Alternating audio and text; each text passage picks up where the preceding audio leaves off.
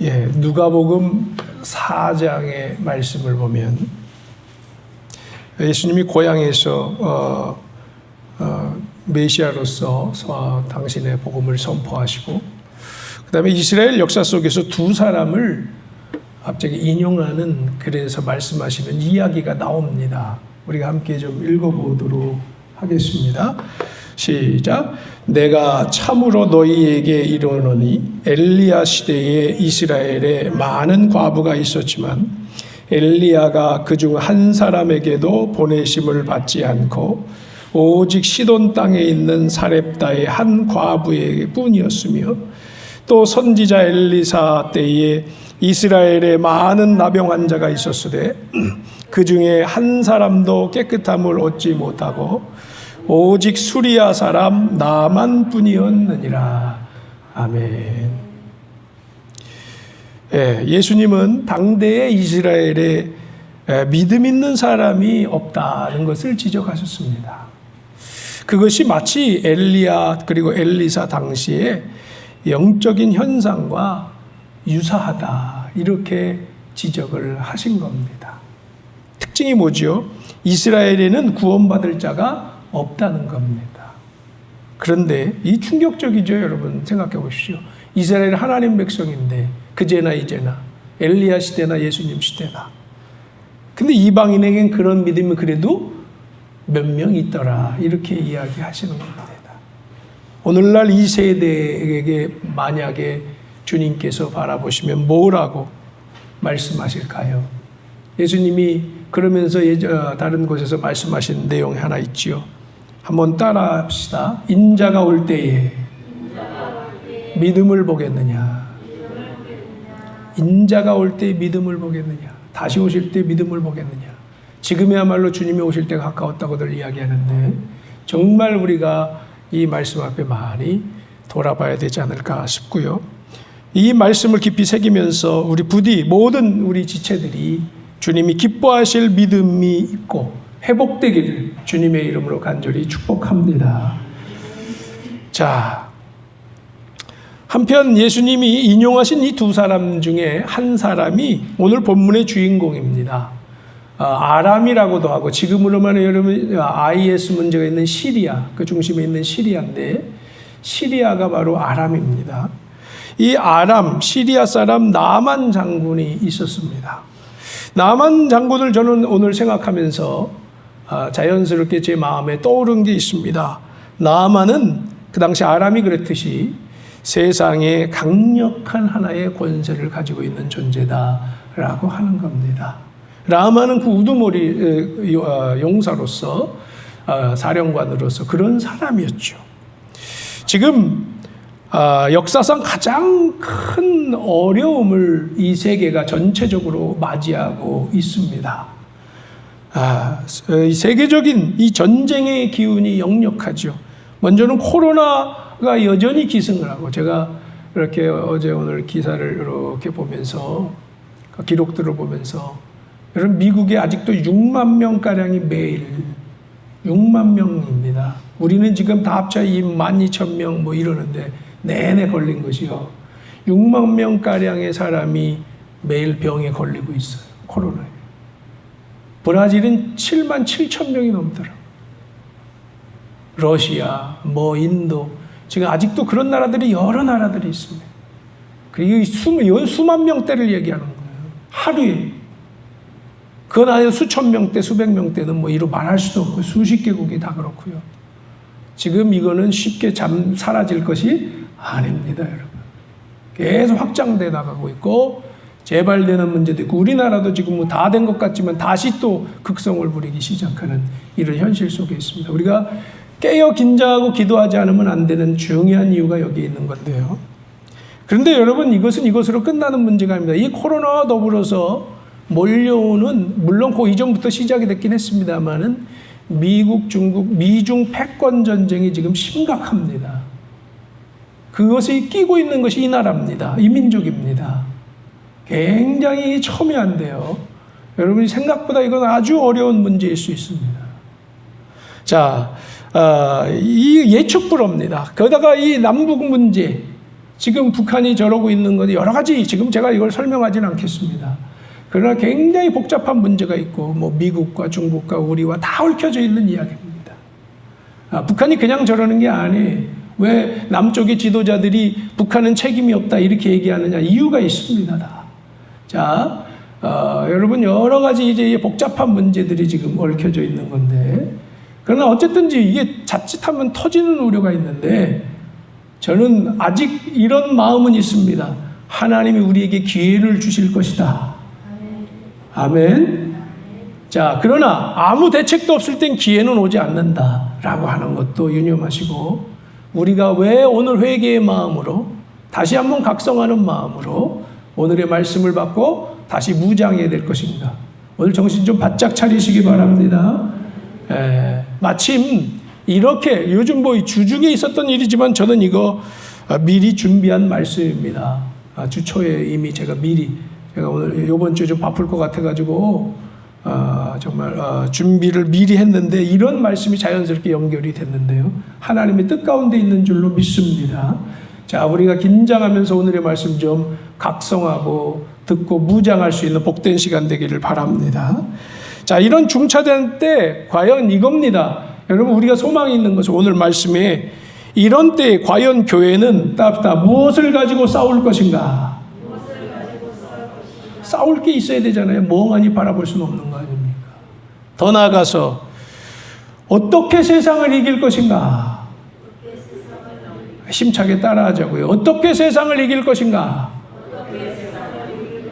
적어도 그런 대책은 있어야 될 거 아닙니까? 그렇죠? 무엇을 가지고 교회가 싸워야 되고 어떻게 이길 것인가를 생각할 수 있으면 우리에게 희망이 있는 줄로 믿습니다. 저는 여러분과 함께 그것을 오늘 나누고자 합니다. 희망이 있는 줄로 믿습니다. 희망이 없는데 저는 계속 반복해서 돌아봤어요. 과연 이 말씀이 우리에게 힘이 될 것인가? 희망이 있는 것인가? 저는 믿음으로 오늘 선언합니다. 여러분에게 그 믿음과 소망이 생겨나시기를 주님의 이름으로 간절히 다시 한번 축복합니다.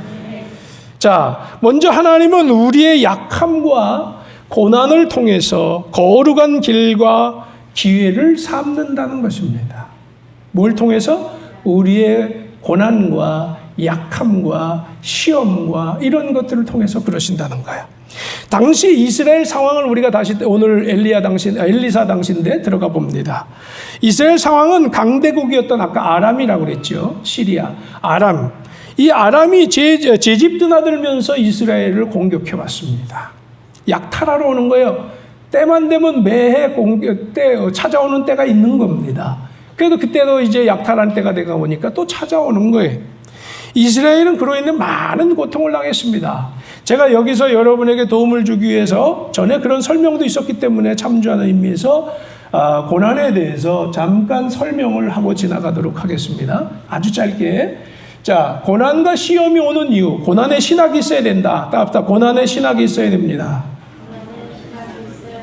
제가 그 얘기를 여러분에게 말씀드렸죠. 고난이라고 하는 것에 대한 의식이 좀 있어야 되는데, 이건 하나의, 여기도 써 있습니다만은 영성적인 성숙과 직결되어 있는 하나의 1, 2, 3번의 흐름이 있습니다. 첫 번째는 뭐 때문에 고난이 오죠?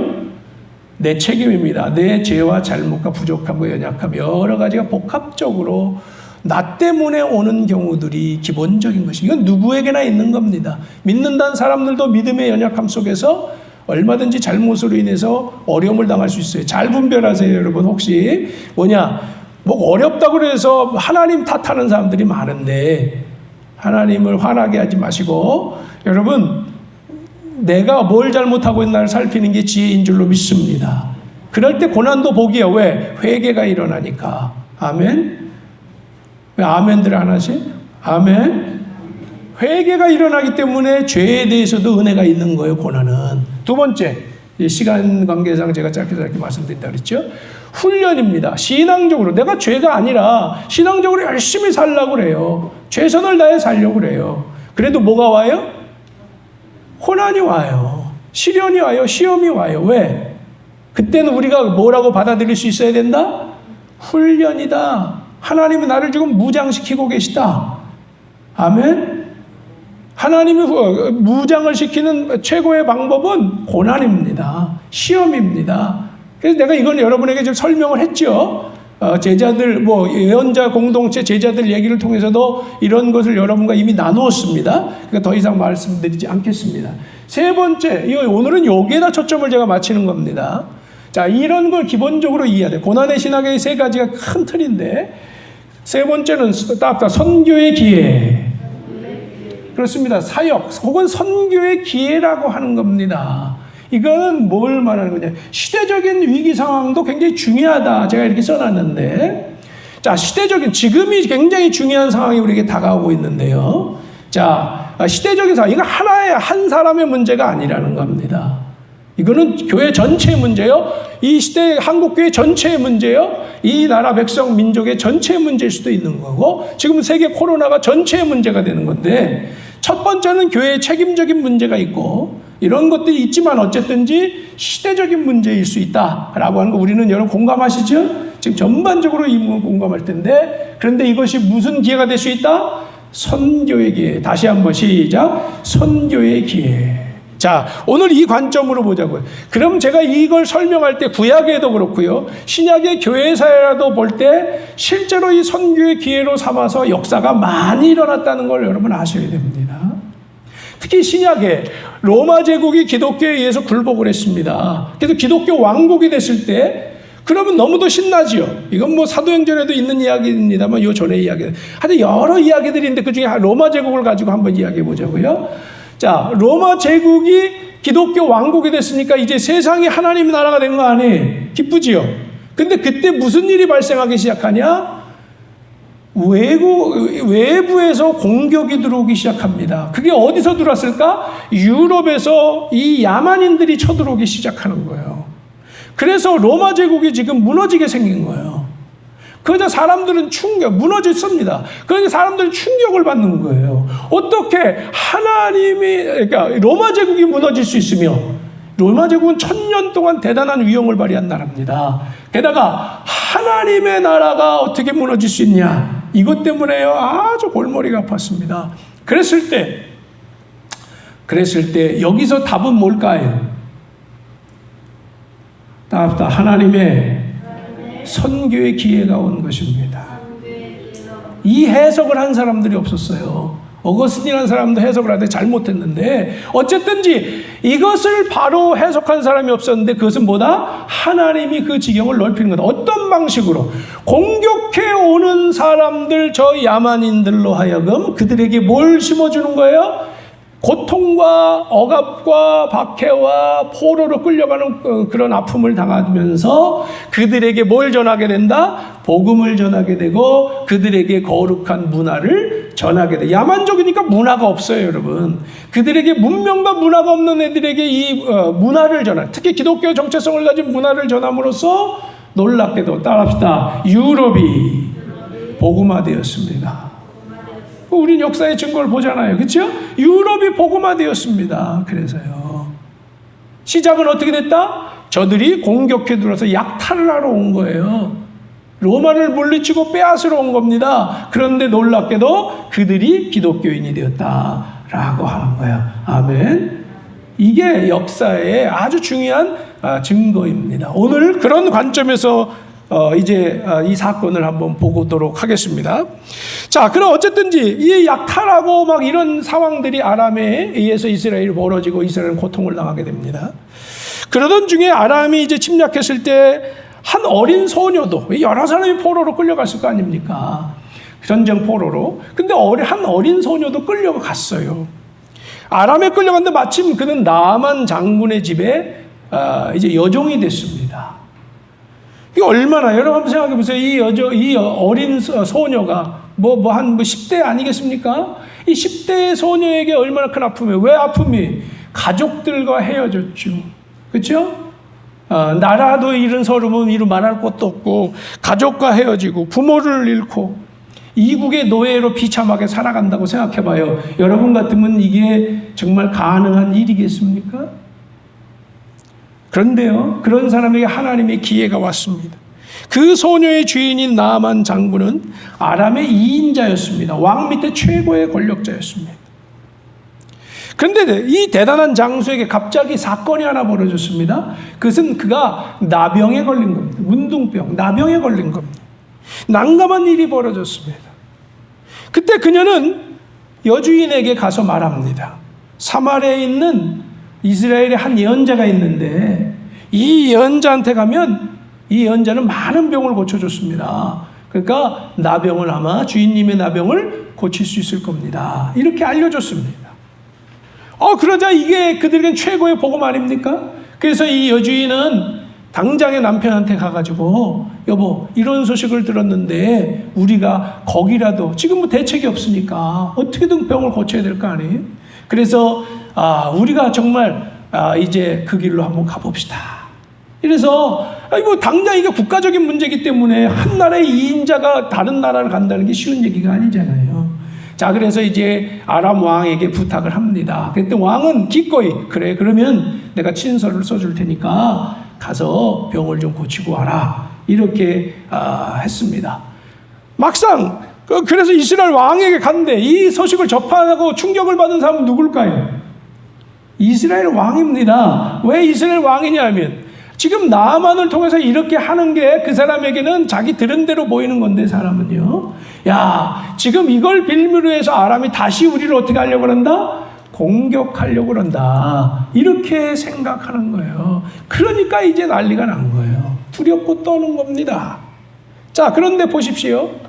우리가 이제 다시 이 소녀에게로 가서 우리가 잠깐 생각해 보려고 합니다.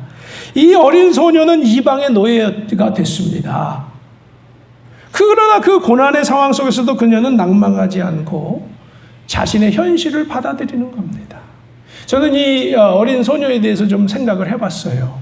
이 여인이 어떤 마음이었을까? 그녀는 믿음이 든든한 사람이었다라고 깨달아집니다. 그녀는 주님 앞에서 신실하게 자신이 할 도리를 다하며 종으로서 다했습니다. 그렇기 때문에 여러분, 사람이 누구 말을 듣는 건 아무의 말을 듣지 않습니다.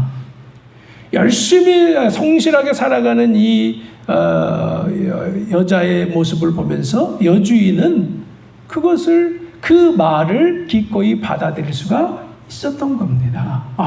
이 여자의 말은 신뢰가 간다. 그만큼 이 여인은 어떤 여인이다? 신실한 여인이었다는 겁니다. 더군다나 여러분, 그거 증거 중에 하나가 또 뭐냐면 이 여자가 감히 엘리사를 소개하는 데 있어서요. 엘리사를 소개하는 데 있어서 자기의 신앙적 확고함이 없다면 이렇게 할 수 있었을까요? 없었을까요? 없었다는 겁니다. 지금 이 엘리사를 소개하는 건 자기의 인생, 목숨이 달린 겁니다. 이 결과가 좋지 않으면 그녀는 살아있을 수 없는 겁니다. 그런데 기꺼이 담대하게 믿음을 가지고 이 엘리사를 소개했다는 것은 이 여인은 참으로 견고한 믿음을 가지고 있었다라고 하는 겁니다. 그렇기 때문에 그의 삶의 태도도 다르고 모범적인 모습이 있었던 거고요. 그것이 이러한 역사의 토대를 놓는 하나의 길잡이가 됐다라고 하는 겁니다. 자, 반면 나아만은 최고의 장군이고 남부러울 것 없는 사람이지만 나병에 걸린 사람으로서 가장 낮은 자가 됐죠. 원래 아람에서 최고의 사람인데요. 한순간에 그는 최악의 사람이 된 겁니다. 나병 환자는 사람이 아니거든요. 그 당시에는 이미 죽은 자와 같은 것이고 사람들이 가장 경멸하는 존재거든요. 하루아침에 낮아진 거예요. 이게 사람이에요, 여러분. 자, 결국 그녀의 이 믿음의 소녀는 최악의 현실 속에서도 하나님 나라의 길을 여는 아주 중요한 전도자가 됐어요. 그리고 나중에 나아만이 돌아와서, 여러분 한번 생각해 보십시오. 나아만이 병을 고치고 돌아왔어요. 어떻게 했을까요? 제일 먼저 누구를 찾았을까요, 여러분? 네? 병 고치고 와서 누구를 먼저 찾았어요? 왜요? 이 은혜를 입은 시작이 거기기 때문에. 그 소녀를 축복하지 않을 수 있겠어요? 그 소녀가 나중에 어떻게 됐는지는 상상에 맡기겠습니다. 얼마나 존귀한 존재가 됐을 것이며 또 그 가문의 신앙, 여호와 신앙이 섰잖아요. 그렇죠? 그 신앙이 얼마나 정말 그 아람의 선한 영향력을 또 한 부분 미칠 수 있었겠느냐, 우리는 상상하기 어렵지 않습니다. 자, 여러분, 그래서 여기서 우리가 다시 한번 생각하기는 믿음이 있다면 그리스도 안에서 우리가 약한 것을 두려워하지 말고 오히려 자랑할 수 있기를 주님의 이름으로 축복합니다.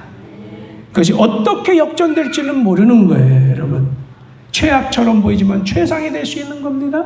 하루아침에 되지 않을 수 있지만 그것이 그렇게 만들어져 가는 겁니다. 단지 우리는 주님의 선하심의 인도하심을 우리는 믿고 나아가는 겁니다. 여러분, 가장 위대한 기독교 역사에서 가장 위대한 선교 사역자 그러면 우리는 바울 사도를 떠올리지 않을 수가 없습니다. 자, 그분이 뭐라고 말씀하셨는가? 좀 길어서 제가 글씨를 좀 작게 썼는데요. 자, 아주 중요한 본문인데 함께 우리가 읽어보도록 하겠습니다. 시작. 여러 계시를 받은 것이 지극히 크므로 너무 자만하지 않게 하시려고 내 육체의 가시 곧 사탄의 사자를 주셨으니 이는 나를 쳐서 너무 자만하지 않게 하려 하심이라. 이것이 내게서 떠나가게 하기 위하여 내가 3번 주께 간구하였더니 나에게 이르시기를 내 은혜가 내게 족하도다. 이는 내 능력이 약한 데서 온전하여짐이라 하신지라. 그러므로 도리어 크게 기뻐함으로 나의 여러 약한 것들에 대하여 자랑하리니 이는 그리스도의 능력이 내게 머물게 하려 함이라. 그러므로 내가 그리스도를 위하여 약한 것들과 능욕과 궁핍과 박해와 곤고를 기뻐하리니 이는 내가 약한 그때의 강함이니라. 아멘. 바울 사도만큼 엄청난 영적인 경험을 가지고 있는 분이 없습니다. 근데 그렇게 낮아져 있는 분들도 사람이 내가 내 안에 있는 역사가 크고 하면 교만해질 수 있어요. 바울은 그럴 사람은 아니지만 그럴까봐 하나님이 자기에게 낮추시도록 병을 주셨다. 고질병을 주셨습니다. 평생 이걸 안고 살았습니다. 그 정확하게 뭔지 모르지만 여러 가지로 이야기하지만 우리 그건 이야기하지 않겠습니다. 자, 그 나를 쳐서 자만하지 않게 하려 하셨다. 그 바울이 일단 처음에 병이 걸리고 나서 기도를 했어요. 3번 기도했다는 건 계속 기도했다는 걸 말하는 거 아닙니까? 자, 그런데 하나님이 3번쯤 기도했을 때 응답이 왔다는 거예요. 뭐라고요? 내 은혜가, 1거부터 시작. 내 은혜가 내게 족하도다. 이는 내 능력이 약한 데서 온전하여짐이라. 이렇게 말씀하시는 거예요. 야, 미안하지만 네가 힘들겠지만 그걸 좀 안고 살아야 되겠다. 아멘. 참 엄청난 얘기죠. 바울이니까 가능한 얘기인 것 같긴 한데요. 자, 그래서 나의 여러 약한 것들을 그 이후로는 자랑하겠다. 이렇게 생각이 바뀌어요. 더 여기서 배우고 깨달은 바가 큰 것입니다. 그리스도의 능력이 그래야 진짜 역사로 나타난다는 거예요. 자, 그래서 내가 그리스도를 위하여 뭐와? 약한 것들, 능욕, 궁핍, 박해, 곤고 이걸 기뻐하겠다. 아멘. 어려운 얘기입니다. 이건 믿음대로 나올 수 있는 고백인데요. 바울은 이런 믿음에 이르는 사람인데 우리가 본받아야 될 줄로 믿습니다. 자, 그래서 이는 내가 약한 때에 하나님의 강하심이 나를 통해 나타나. 그건 나의 강함이에요. 아멘. 내가 약할 때 하나님의 강함이 나타난다는 건 누구의 강함이 되는 거다? 나의 강함이 되는 거예요. 아멘. 그래서 우리는 강한 자가 될 수 있어요. 지금 우리가 그리스도의 법으로 나가는 사람들만큼 세상에 약한 사람이 없을 수도 있는데 반대로 말하면 그리스도의 법으로 나가는 사람이 가장 강할 수 있다. 믿으시면 아멘 하시기 바랍니다.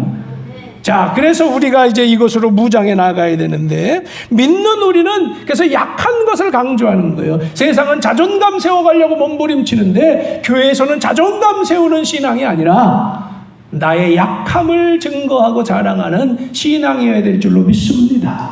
나는 이거저거 정말 부족하고 연약한 거 그래 나는 그런 사람이야. 그렇습니다. 라고 말할 수 있는 자가 복이 있는 줄로 믿습니다. 자, 반면 하나님 나라의 이스라엘이 하나님 나라인데 거기 왕인 이 사람은 어떤 사람이 자신에게 찾아온 사건이 하나님이신 얼마나 중요한 절호의 기회인지를 모르고 어떻게 하는 거예요? 큰일 났다. 우리가 이제 화를 당하게 생겼다. 전쟁 나게 생겼다. 이러면서 벌벌벌 떨어요. 지금 여러분이 현실 속에 우리가 벌벌 떠는 거나 똑같은 거야. 그럼 믿음대로 되는 거예요. 왜? 믿음이 없으니까 그런 일이 일어난다는 겁니다. 자, 여기서 우리가 좀 눈을 떠야 될 줄로 믿습니다. 지금 소위 코로나19 시대 분명히 위기의 시대고, 아까도 제가 설명드렸습니다. 남북의 문제, 지금 이 패권 문제, 코로나 문제 산적해 있고 정말 심각한 위기들이 이제 앞으로 풀어갈 일은 만만치 않아. 그러나 여러분, 이것이 우리는 그럼 두려워 떨어야 되느냐? 믿음의 눈으로 보면 주님 안에서, 주님 안에서 최고의 기회입니다. 마음에 깊이 새기시기 바랍니다. 최고의 기회인 줄 믿으시기 바랍니다. 제가 여러분 이 코로나 생기기 이전부터 이런 것에 대해서 말씀을 드렸기 때문에 더 확신 있게 말씀드리는 거예요. 자, 이 현실 속에 우리는 더 심각하게 갈수록 깊이 위험 속에 들어가고 있는데, 저는 이때 더 여러분에게 강력하게 말씀드립니다. 지금이 뭐라고? 최고의 기회다라고 말이죠. 교만하던 세상을, 왜? 교만하던 세상을 하나님 앞에 굴복시킬 기회이기 때문입니다. 세상은 그 교만함과 완악함을 가지고 지금 우리 앞에 도전하고 있어요. 지금 그러는 형국이에요. 이때 우리가 어떻게 그들을 굴복시킬 건가? 핵심은 이거죠. 무엇으로 그걸 할 수 있느냐? 자, 오늘 더 들어가서 이스라엘의 병과 마병이요 군대요, 정말 유일하게 지키는 분인 이 엘리사는 그런 말이 있죠. 그 어려운 일을 쉽게 해냅니다. 여러분, 그 어디서 그런 게 나오던데, 누가? 엘리사가 그 어려운 일을 쉽게 해내는 걸 보십시오. 쉬운 게 아니에요. 준비됐기 때문에 쉬운 건데. 자, 오늘 우리가 준비돼야 될 줄로 믿습니다. 그 심정으로 이 말씀을 듣자고요. 자, 그래서 이제 엘리사가 어떻게 하느냐? 왕이 믿음이 없어 좌절하고 벌벌 떨고 지금 난리가 났어요. 지금 나라가 벌벌 떠는 것처럼. 자, 그때 엘리사는 왕에게 내가 해결해 드릴 테니까 나에게 보내십시오. 그 사람을 이렇게 얘기했습니다. 그래서 엘리사에게 왔어요. 근데 나아만이 집까지 찾아왔는데 놀라운 건 엘리사는 그를 직접 맞이하는 게 아니야. 그리고 종 게하시를 보내가지고 뭐라고 말하냐? 요단강에 내려가서 7번 몸을 씻어라. 그러면 문둥병이 나와서 살이 깨끗해질 거야. 우리는 아멘이지요. 그런데 지금 이걸 듣는 사람은 노맨이 되는 거예요. 열이받는 거예요. 노맨이 아니라. 아니, 지금 자기가 입으로 고백하잖아요. 내가 누군데 나에게 나와서 깍듯이 맞이하고 정말 정성을 다해서 안수해서 고쳐줄 줄로 믿었는데, 지금 코빼기도 보이지 않더니 그저 종놈 하나 보내가지고 나한테 가서 저것도 어디? 요단강. 자기네 강엔 좋은 거 크고 대단한 강들이 얼마나 많은데 지금 이거 정말 강 같지도 않은 시냇물 같은 개울 같은 곳에 가서 지금 거기서 목욕하라고? 씻으라고? 그것도 7번씩이나? 이게 사실 받아들여지지 않는 얘기입니다. 자, 이런 이야기라는, 화가 나서 에이 돌아가자 이렇게 됐습니다. 그때 부하가 말하는 거예요. 주인님, 만약에 엘리사가 더한 것을 시키더라도 이 일을 하지 않겠습니까? 그런데 그 요단강 가서 목욕 7번 하라는 게 그렇게 어려운 일입니까? 정말 그래도 충심 있는 사람이 여기까지 왔는데 한번 믿져야 본전 아니야? 그렇죠? 그렇게 한번 해보시지요. 그랬더니 그 말에 또 마음이 녹아져서, 그럼 가면 내가 얻을 게 뭐지? 막상 돌아가면 어떻게 될까요? 그는 죽는 겁니다, 여러분. 살고 죽는 것이 우리 앞에 놓여 있는 줄로 믿습니다. 그 병 치료하다 죽는 거예요. 자, 그게 그 사람의 주어진 운명이야. 죽느냐 사느냐가 그 앞에 놓여져 있는 거야. 그런데 이 말을 듣는 거예요. 듣고 이 사람이 그래서 마지못해서 한번 그래 순종해보자 해가지고 간 겁니다. 여러분, 다시 한번 외쳐봅시다. 사람은 아무것도 아닙니다. 그는 자기가 최고의 이인자라고 생각하지만 그는 나병한 자일 뿐이고 곧 죽음을 당할 수밖에 없는 자일 뿐입니다. 이게 인생이에요, 여러분. 아무것도 아니라는 거예요. 인생은. 나만이 낳은 사건 결국 나았어요. 아멘. 아멘. 나았습니다. 이 낳은 사건은 어떤 영적 의미가 있는 건지 우리가 아는 게 굉장히 중요한데, 엘리사가 나아만에게 요단강에서 몸을 7번 씻어라 이렇게 말한 것은 요단강에 특별한 능력이 있어서가 아니에요. 이것은 마음을 씻어라. 마음을 씻어라. 몇 번 씻으라고 그랬어요? 일곱 번 뭐예요? 완전히 씻어라. 완전수거든요. 완전히 씻어라. 이렇게 말하는 거예요.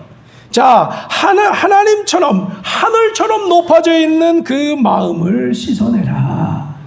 이렇게 말씀하고 있습니다. 하나님을 믿는다는 게 뭐예요, 여러분? 여러분, 하나님을 믿는다. 뭐예요? 마음을 씻는 겁니다. 마음을 씻어내는 거예요. 하늘처럼 높아진 마음 씻어서 가장 낮은 마음. 아까 그랬잖아요. 가장 약할 때 완전하여지는 거고 강력해지는 거예요. 그 은혜는 아무에게나 임하는 거 아니에요. 바울이니까 임하는 게 아니라 바울이 그 마음의 상태에 가 있으니까 임하는 거예요. 아멘. 그래서 바울은 세계 최고의, 역사상 최고의 선교 사역자가 되는 거예요. 기독교가 바울의 종교라고 말할 수 있는 역사가 일어나는 거예요. 그런 것처럼 오늘 어떻게 해라? 깨끗이 완전히 씻어내라. 자기를 비워라, 낮춰라. 이렇게 말씀하는 겁니다. 요단강에 들어가는 거는요, 이게 뭘 의미하죠? 세례를 의미하는 거 아닙니까? 세례는 이 구약에서도 이 세례에 이렇게 의미가 있지만 신약에는 구체적으로 이야기하는 거예요. 옛사람이 죽고, 옛사람이 죽고 다시 사는 것입니다. 그렇습니다. 죄와 함께, 나의 교만과 함께, 나의 이 정욕과 함께 나의 옛사람은 죽는 거고, 이제 내가 다시 그 물에서 나온다는 것은 뭘 말하는 거냐? 이제 나는 하나님 안에서 새롭게 태어났습니다. 할렐루야. 하나님 안에 새롭게 태어나는 거예요. 지금 나만이 자기도 모르게 그걸 경험하는 거예요. 들어갈 때는 그걸 몰랐는데 들어가 씻고 나오면서 변하면서 그에게 그런 은혜가 임하는 거예요. 그래서 그가 그걸 체험하게 되는 겁니다. 놀라운 일이 일어나는 거예요. 이게 나만의 나만의 십자가 사건. 십자가는 신약에만 있는 게 아니라고요. 자, 나만의 십자가 사건이 일어나는 거예요. 자신의 정욕과 교만, 그거 십자가의 그 물속에서 다 못 박았을 때에 놀랍게도 어린아이 몸처럼 새로운 존재가 됐다는 건 그가 부활의 몸으로 태어났다는 거예요. 아멘. 부활이 된 줄로 믿습니다. 그의 육신이 지금 소생한 게 깨끗해진 게 문제가 아니라 그의 영혼이 온전해진 거예요. 자, 놀라운 일이 일어나는 거예요. 자, 실제로 그는 완전히 달라졌습니다. 이전까지 아람 신인 림몬을 믿었어요. 그게 림몬이라는 신인데, 그런데 이제 그 고백하는 거예요. 엘리사 앞에 자발적으로 와서. 여러분, 은혜 받은 사람은요, 현상이 하나 있어. 자발적으로 와서 고백을 해. 자, 그래서 이제부터는 오직 참 하나님이신 여호와만 믿겠습니다. 그리고 계약을 맺었습니다. 이게 계약 맺는 거예요. 뭐라고? 이제 누구만 믿겠다고? 여호와 하나님만 믿겠습니다. 아멘. 이 일이 일어난 거예요. 다른 신에게는 절대로 절하지 않겠습니다. 그 자초지종은 아시죠? 내가 왕을 보좌하다 보면 고개를 숙일 수가 있어서 이런 얘기 가끔 생략하고, 어쨌든 절대로 나는 다른 신에게는 절하지 않겠습니다. 유일하신 여호와 하나님만 믿겠습니다. 자, 그래서 그 흙을 가져가서 제단을 만들겠다. 참 대단하죠? 아멘. 자, 이런 계기로 인해서 아람과 이스라엘 사이에는 이제 뭐가 왔어요? 자연스럽게 평화가 온 줄로 믿습니다. 놀라운 일이는, 여러분, 이게 뭘 말하는 거예요? 이스라엘 앞에 아람이 굴복했다는 겁니다. 하나님의 방법으로, 하나님의 방법으로 이겼습니다. 힘 썼어요, 안 썼어요? 하나도 쓰지 않았습니다. 그런데 이겼습니다. 이렇게 이기는 거예요. 자, 여러분, 이 거룩한 신앙에서 나오는 참된 능력과 평화의 길이라는 겁니다. 우리가 지금 무장해야 될 게 바로 이것인 줄로 믿습니다. 진정한 진리의 권세는요, 세상의 이 막힌 담, 남북이든 중국이든 어디든 막힌 담을 다 헐어버리게 되는 줄로 믿습니다. 갈라진 것들을 다 다시 붙이고 하나 되게 하는 줄로 믿습니다. 마음을 치유하고 사랑으로 하나 되게 하는 줄로 믿습니다. 이런 일이 나타나는 겁니다. 십자가의 능력만 있다면 말이죠. 자, 오늘날 세계는 정말로 너무도 완악해져 있고 높아져 있고 그 부딪힘이 그래서 큽니다. 세계끼리, 아까 패권 전쟁이 뭐 말하는 거예요? 제일 센 놈들끼리 부딪혀보자 지금 이러고 있는 거라고요. 우리는 그 중간에서 양쪽에 갈려져 가지고 지금 헤매고 있고요. 자, 이런 복잡한 관계들에 의해서 지금 눌려 있는데요. 지금 임계점 뭐예요? 폭발 직전이란 말입니다. 그 굉장히 위기 속에 그걸 지금 우리는 이번 주에 겪고 있는 거예요. 지금도요. 굉장히 위험한 상황인 건 사실인데, 자, 그러면은 지금 이게 우리만의 문제가 아니라 뭐 미국과 이런 다 복잡하게 얽혀져 있습니다. 그 기저에는요. 그런 건 서서히 제가 기회가 되는 대로 여러분과 함께 나누면서 우리가 좀 더 새로운 도전과 의식을 가지려고 하는데, 자, 지금 그럼 기독교는 무슨 일을 하고 있냐? 저는 여기서 질문해 봅니다. 도대체 기독교가, 세계 기독교가 뭘 하고 있고 한국 기독교는 뭘 하고 있냐? 미국의 기독교도 그렇고요. 전혀 여기에 대해서 소망적인 대책을 내놓지 못하고 있습니다. 한국 교회 전혀 아무런 생각이 없어 보입니다. 제가 아무리 봐도요. 야, 이게 잘못된 제 삐뚤어진 시각일까요? 지금 우리는 아무런 대책도 힘도 뭔 기준이 없습니다. 여러분, 오늘 안타깝지 않습니까? 림몬 신을 믿는 나만, 그 교만했던 나만이 굴복해서 여호와의 사람, 낮은 자, 겸손한 사람이 되고 새 역사가 펼쳐졌지 않습니까? 이런 일이 일어나야 되는데 그 반대로 가고 있는 거예요. 지금요. 세상은 더 극렬한 역사로 가고 있어요. 참으로 슬프고 답답한 일인데 핵심적인 이유가 뭘까? 그것은 세상 통치의 키를 쥐고 있는 교회가 기본적인 문제를 가지고 있기 때문에, 가장 기본으로 가자. 오늘 우리가 십자가 얘기했는데, 저는 먼저 잠깐 시간이 났지만 찬양 오늘 처음부터 끝까지요. 참 집사님을 통해서 이게 준비하셨는데 너무 저는 은혜를 많이 받았어요. 정말 하나님이 집사님을 통해서 영으로 우리가 하나 되게 하나보다. 아멘. 그러니까 우리 찬양을 통해서 사실 본문 내용만 보면은 사실 제가 오늘 무슨 이야기를 하려는지 다 알 수 없어요. 그것도 평신도가 쉽지 않은 거거든요. 근데 자, 하나님이 영으로 도와주지 않으면 불가능한 얘기다라는 생각이 드는데, 어쨌든지 오늘 이렇게 십자가 찬양을 좀 했잖아요. 그게 다 의미 있는 이야기인데, 지금 제가 하고 싶은 얘기가 그겁니다. 교회에 빠진 게 있어요, 여러분. 기본으로 돌아가자. 아까 나만 치료한 게 뭐예요? 신앙의 기본으로 돌아간 거예요. 아멘. 자, 예수님을 우리가 오늘날 교회의 문제점, 우리의 문제입니다. 잘 들으시기 바랍니다. 예수님이 죽으신 십자가를 우리는 내세워요. 앞세우지요. 그게 안 앞세우면 방법이 없으니까. 그런데 그 십자가의 심정이 우리 안에는 없어요. 어떤 젊은 목사님이 제가 이 얘기를 했더니 뭐라고 그러냐면, 텅 빈 십자가지요. 시적 표현이래나? 뭐라고 그랬다고? 텅 빈 십자가. 신앙은 들먹이기는 해도 그 신앙심으로 무장하지 못해서 그렇습니다. 우리는 신앙은 급하면 신앙이지. 그런데 실제로 그 신앙심으로 무장해 있지는 못한 거야. 예수님의 구원을 우리는 외치긴 하죠. 세상에 예수님의 구원의 길이 없다. 맞다. 이 얘기는 하지요. 그러나 예수님의 심정을 닮은 새 계약의 신앙의 권세는 우리 앞에 살아있지 않아요. 그렇기 때문에 예수님의 사랑도 우리에게는 없습니다. 이런 것들이 살아있으면 적어도 세상 돌아가는 걸 바로 볼 수 있어요. 그리스도인은요. 하나님의 사람은요, 특징이 하나 있습니다. 세상 흘러가는 걸 바로 보고 바로 이끌 수 있는 힘을 하나님은 주십니다. 근데 지금 그 눈이 없어요. 그걸 해결할 길은 더더군다나 없고요. 그 핵심이 뭐냐? 자신이 죽어서 남을 살리는, 원수를 위해서 내가 죽는 심정이 우리에게 없어요. 이게 십자가의 심정 아닙니까? 앞으로 시대 관건은 이러한 예수님의 심정의 회복에 달려있음을 믿으시기 바랍니다. 여전히 저는 오늘 아침까지 계속 묵상하면서 이걸 생각했어요. 과연 이 4차 혁명의 시대, 여러분 지금 4차 산업혁명의 시대입니다. 앞으로는 그게 극도로 이제 신앙이, 지금 복잡한 문제들이 많은데요. 제가 뭐 이렇게 그것까지만 얘기하면서 제가 이렇게 질문한 거예요. 과연 이런 시대에 십자가의 힘은 여전한 것이냐? 나는 계속 질문한 거예요. 주님 안에서 묵상하면서. 그러나 확신합니다. 여전히 십자가만이 유일한 대책인 줄로 믿습니다. 근데 그냥 십자가가 아니라고, 그냥 내세우는 십자가가 아니라고. 어떤 십자가?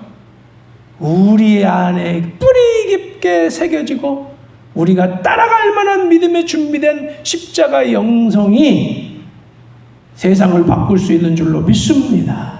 십자가는 언제나 있었어요. 그런데 그거를 어떤 사람들이 어떤 식으로 품고 가느냐에 따라서 역사는 달라졌습니다. 지금 우리가 바로 그 고민을 해야 된다는 거예요. 세계약시당이 뭘 말하는 걸까요, 여러분? 여러분, 우리가 저 말씀을 지키자는 게 뭘 말하는 걸까요? 우리를 내려놓자는 거예요. 아멘? 우리를 비우자는 거예요. 그렇잖아요. 욕심 내려놓자는 거예요. 세상적인 방식 내려놓자는 거예요. 이게 그 얘기 아닙니까, 여러분? 이게 그 얘기 아닙니까? 말씀 앞에 우리가 굴복하자는 거예요. 먹는 것부터. 이게 다 지금 오늘날 문제가 되는 것들인데 이것들 우리가 다시 점검하고 회개하자는 거예요. 그렇지 않은 것이 어디 있습니까? 지금 뭐 4차 산업 어쩌고 그러는데요. 지금 세상은 망해가고 그 생태계 파괴되고 이제 더 이상 심각한 어려움 속에 있어요. 우리가 대책을 세우지 않으면 안 되는데 대책이 뭐예요? 안 쓰는 것밖에 없어요. 세상은요, 자기들 방식으로 더 써야 된다라고 말하지만 그건 속으면 안 됩니다, 여러분. 무슨 방법밖에 없다? 안 쓰는 방법뿐이 없는데 이게 다 뭘 얘기하는 거예요? 내려놓자는 겁니다. 십자가의 방식으로 가자는 겁니다. 아멘? 이거 안 되면요, 결국 우린 다 같이 망하는 겁니다. 누가 먼저 해야 돼, 이거를? 교회가 해야지 누가 합니까, 여러분? 세계약시당이 그냥 엉뚱한 게 아니에요, 여러분. 정말 이 시대에 우리가 가장 근본으로부터 다시 시작하자고 선언하고 있는 것입니다. 답다 거룩한 문화. 아까 로마 제국을 저 야만인들이 잡아먹었어요, 유럽에. 근데 그 야만인들이 결국 어떻게 됐다고요? 기독교 문화가 됐다는 거예요. 무슨 말이죠? 세상은 문화전쟁입니다. 답다 세상은 문화전쟁입니다. 저 몽골 사람들이 이 나라와 저 중국을 다 잡아먹었지만 그들이 결국 어떻게 되는 거예요? 문화가 없으니까 그들은 중국화되고 한국화될 수밖에 없는 거예요. 문화전쟁입니다. 로마가 그리스를 잡아먹었지만 로마는 그리스의 문화에 따라갈 수 없으니까 그리스 문화가 로마를 점령하고 마는 거예요. 항상 이건 무슨 전쟁이다? 문화전쟁이다. 우리는 뭘 만들어야 된다? 거룩한 문화. 따뜻한 거룩한 문화. 그러면 결국 우리가 십자가에 근거한 거룩한 문화를 만들어 놓으면 세상은 따라오지 않을 수가 없는 겁니다. 하나님이 따라오게 만드십니다.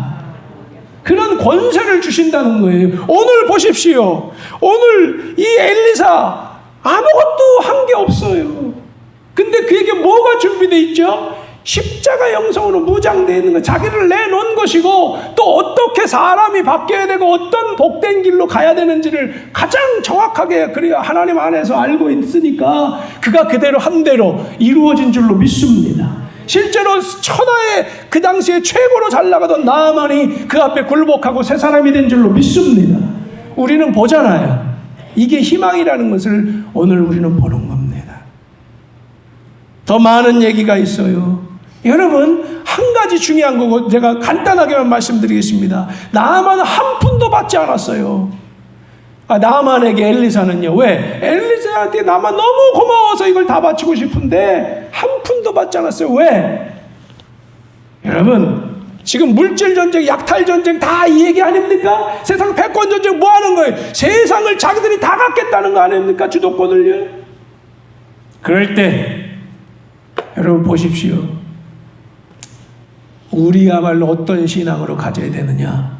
하나님 백성, 그리스도인들은 하나님이 세상을 우리에게 맡기신 거예요. 아멘? 맡기셨어요. 세상의 물질에 이거 하나에 연연하지 마시기 바랍니다. 힘든 거 알아요. 몰라서 제가 이렇게 말씀드린 게 아니에요. 그러나 우리가 먼저 취할 것이 뭔지를 생각하십시오. 이게 신앙의 법도입니다. 내가 그리스도를 붙잡고 십자가를 붙잡으면 반드시 우리가 준비될 때 하나님은 우리에게 모든 것을 주십니다. 세상까지 주신다는 겁니다. 물질도 그 무엇도 주시는 거고, 이 북한 저 지금 완악하게 지금 나가고 있지만 북한도 주시는 거고, 아멘? 저 아주 못된 중국도 굴복시키는 거고, 미국 안에 패권주의자들도 굴복시킬 줄로 믿습니다. 지금 세계 엄청난 권세자들이 도전하고 있어요, 여러분. 앞으로 우리는 그것과 싸워야 되는데 뭘로 이길 거야? 십자가로 이기는 거야. 답다 십자가의 영성으로. 결론적으로 제가 말씀드립니다. 그럼 어떻게 해야 될까? 우리가 먼저 요단강에 몸을 7번 씻어야 됩니다. 우리가 먼저 씻어야 돼요. 아까 말씀드렸죠. 때가 되면 찾아온다. 답다 때가 되면 찾아온다. 그러려면 뭐 누가 준비해야 돼? 우리가 먼저 목욕해야 돼요.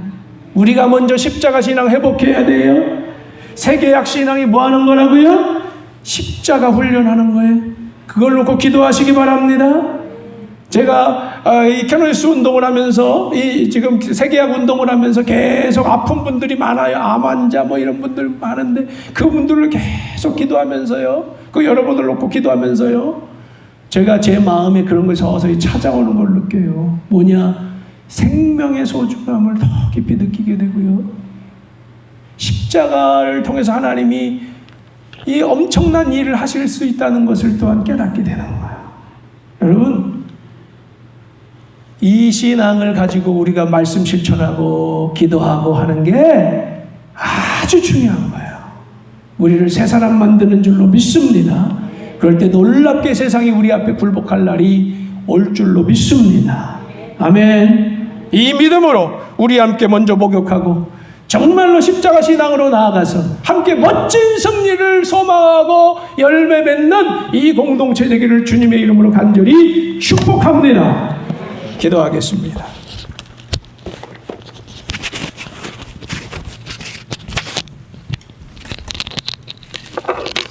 사랑과 은혜가 충만하신 주님, 오늘 우리가 나만이 거듭나는 사건을 통해서 이 강하고 험한 세상 어떻게 이길 것인가 생각하고 질문하고 수렴해보면 결국 주님이 주신 말씀, 십자가의 신앙 위에는 아무것도 없다 라고 하는 것을 통해 깨달았습니다. 그저 우리가 내세우는 십자가 아니라 우리 안에 새겨지고 우리 안에 복종되어지고 우리 안에 무장되어 있는 십자가의 용사들로 세워지는 우리를 통해서만 신앙이 있다라고 말씀하셨습니다. 지금 그러한 교회, 그러한 성도들이 너무도 약했습니다. 정말 우리는 위기 속에 놓여 있습니다. 회개합니다.